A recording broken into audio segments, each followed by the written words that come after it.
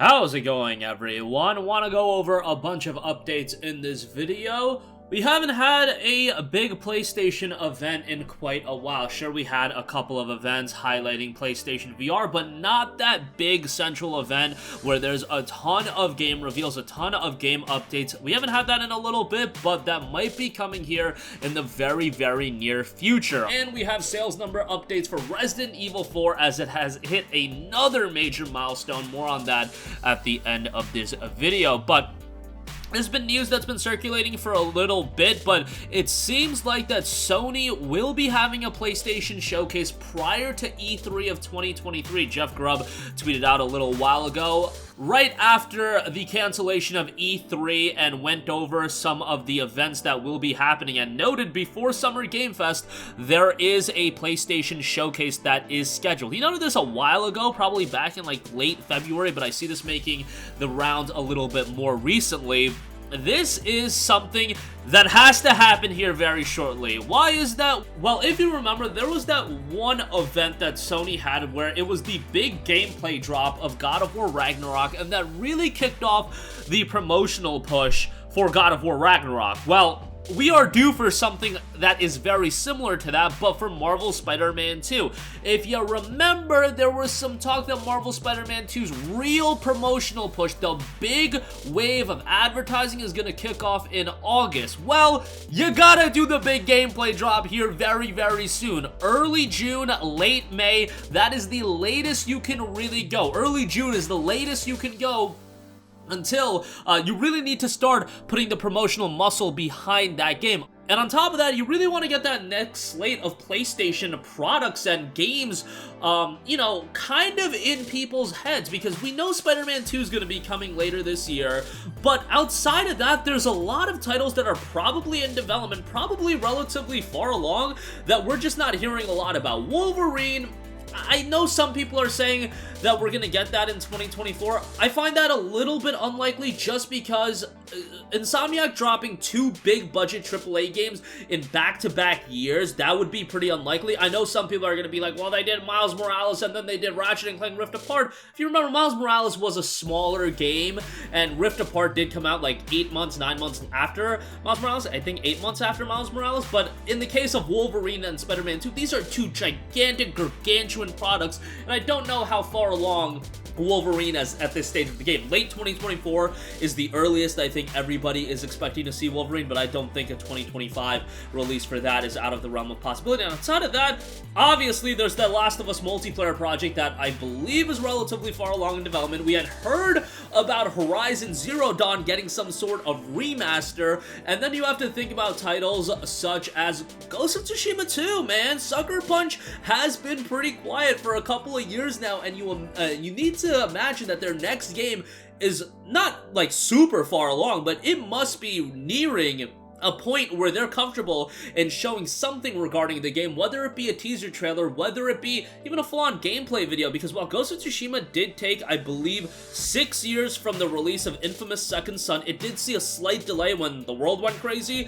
but at this point, you know, they were working on a big new IP with Ghost of Tsushima. If they are parlaying Ghost of Tsushima into a Ghost of Tsushima 2, or whatever they're going to ultimately call the game, could be something entirely different than Ghost of Tsushima, but a follow-up that continues that story, it's probably not going to take 6 years. I imagine it would take maybe 4 years, and we're up to year 3 since Ghost of Tsushima has been released. I know, time flies incredibly quickly, but it's already been almost 3 years since the release of Ghost of Tsushima, and again, I believe that that game is pretty far along at this point, at least enough for them to show something. And for those that say Ghost of Tsushima is a contained story that they don't need to do a follow-up on, I understand that to an extent, but man, I look at the end of Ghost of Tsushima and I'm like, that is a great point for you to continue that franchise and continue it into a sequel. And I think a lot of people feel the same way as me. I know some people want it to be its own self-contained thing, but based on everything that has been rumored, I am led to believe that there will be a follow-up for that game. So that's just some of my speculation, but obviously they have a ton of other studios under their umbrella, and we're due for some major announcements here. And if you want to do a big showcase, in early June, late May. That would be a nice time to also give a final push to Final Fantasy 16, which is a major release on that end as well. So you might as well get the ball rolling on that. And then, of course, you've got stuff like FF7 Remake Part 2 in the pipeline as well, but that's a Square Enix title, as is FF16. So I'm talking more so PlayStation first-party stuff. That should be the focus of a potential PlayStation showcase, but I do believe we are due for one here pretty shortly. Probably in the next month and a half, 2 months, you would have to think it would be happening. Lastly, I do want to cover one thing, Resident Evil 4 Remake. I've been talking a lot about it. We just had the release of the Mercenaries DLC. Super excited for the Mercenaries DLC to drop. I know some talk about the game, you know, the microtransactions and whatnot. We already talked about it in the earlier video. However, the RE4 Remake, man, is it absolutely crushing it from a sales standpoint, as it has just topped 4 million sales since its launch. And bear in mind, the game didn't drop that long ago. The Resident Evil franchise features survival horror games in which players utilize a variety of weapons, and it continues. RE4 is a remake of the original 2005 title. In addition to reworking the story and modernizing the game feel, the 2023 release provides both fans of the series and newcomers alike with a fresh gameplay experience featuring highly immersive visuals powered by the cutting-edge graphics technology of Capcom's proprietary RE engine. In addition to Resident Evil 4 garnering interest and attention from the release of the Chainsaw demo prior to the launch, sales of the title grew steadily following a highly positive reception from customers, driving worldwide sales over 4 million units. Capcom will continue to focus on growing sales of the title, including with the release of the Mercenaries free additional downloadable content. On top of that, there will be the VR2 free downloadable content as well, and man, there's a lot of success with Capcom right now with the Resident Evil remakes, and I think it should go to show remakes are something that really can generate a lot of buzz. You see the success of the FF7 remake. RE4 remake has crushed it. The Resident Evil remakes in general have crushed it. I think a Dead Space remake, that crushed it. Maybe not to the extent of Resident Evil 4 and like a Final Fantasy 7, but it still did pretty darn well. Reception was really strong for that as well. I want this to be something that more development studios and publishers look at, and that is greenlighting remakes of classic titles. And hell, if we're gonna keep it under the Capcom umbrella, I know we did a Okami HD remaster years ago.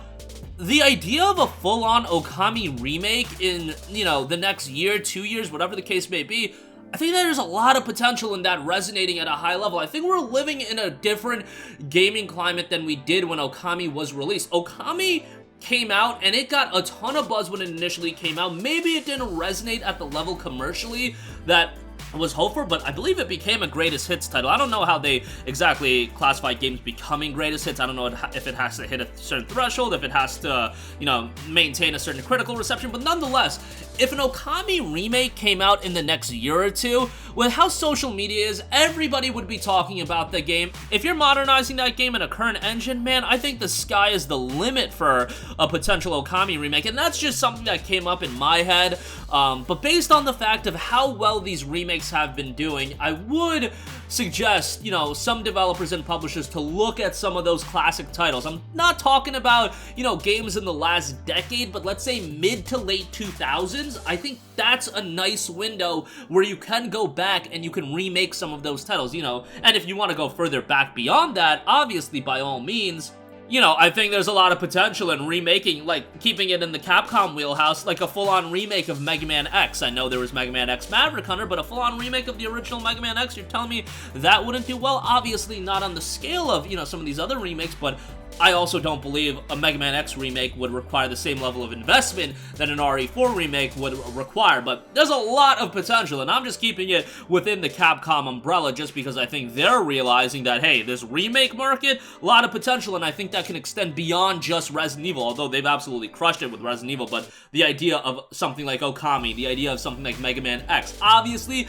you have to pick and choose. I don't know how something like Onimusha would do from a full remake standpoint, but I'm sure, again, once you look at the Capcom umbrella, Onimusha is obviously something that people would love to see another entry of. But that'll do it for me. Again, it does seem like a big Sony event will be happening soon. A PlayStation showcase, hopefully gameplay reveal of Spider-Man 2, but I think that goes without saying. I think that's what you do at the end of the event to really end it on a bang, and you really want the discussion after the end of that showcase to be Spider-Man 2, just because that's your big game this fall. But Last of Us multiplayer. You've got stuff like, I would imagine Sucker Punch's next title is relatively far along. Wolverine 2 has to be making some progress, given that announcement happened years and years ago. You know, a couple of years ago, but nonetheless, that might be something you get a brief gameplay glimpse of, and a bunch of other stuff that could be new IPs and things of that nature. And also, Resident Evil 4, the remake has just crushed it from a sales standpoint, and I would love to see more remakes done for, you know, titles like an Okami, throwing in Mega Man X, but there's so many other titles you can look at. You know, if Sony's gonna be in the remake business, you know, a remake of Resistance Retribution would be something I would be really interested in. Just a lot of potential in regards to that. But that'll do it for me. Sound off with all of your thoughts in the comments section down below. Thank you for watching, and goodbye. Hey guys, we hope you enjoyed the video, and if you did, make sure to hit the subscribe button, and if you're already subscribed, do us a favor and hit the bell icon. This way you'll be notified whenever we post a new video. That's the best way to keep up with all of our uploads, and we usually try to upload 2 videos a day. And with the bell icon hit, you'll be notified whenever we do upload a video. As always, thanks for watching.